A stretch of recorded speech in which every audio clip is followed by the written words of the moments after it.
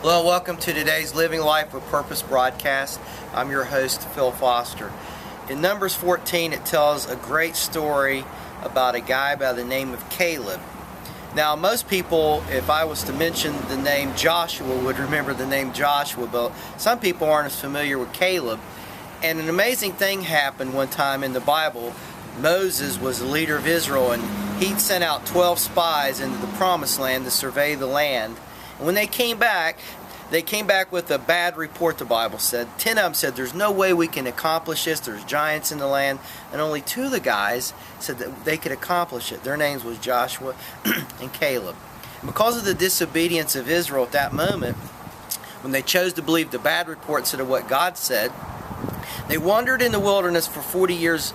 And then later, as God allowed them to go back into the Promised Land, we picked this story up. And Caleb now, who's 85 years old, he's not a young guy anymore.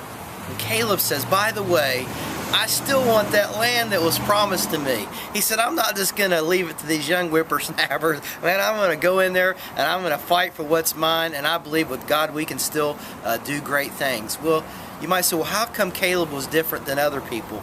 Well, real quick, just a couple things. I think, first of all, Caleb chose to remember.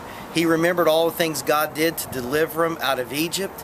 And if you and I are going to do anything for God, we've got to remember those times where God came alongside us and performed great things and brought us to the place where we are today. I think the other thing is Caleb decided he wouldn't quit. Even though it was tough going, even though the odds were stacked against him, he said, if God be for me, who can be against me?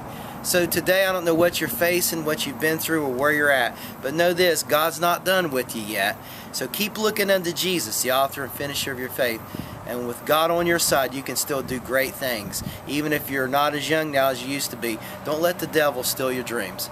Well, till we get together on Monday, don't forget to get to church this weekend. And God bless you, and hey, have a great day.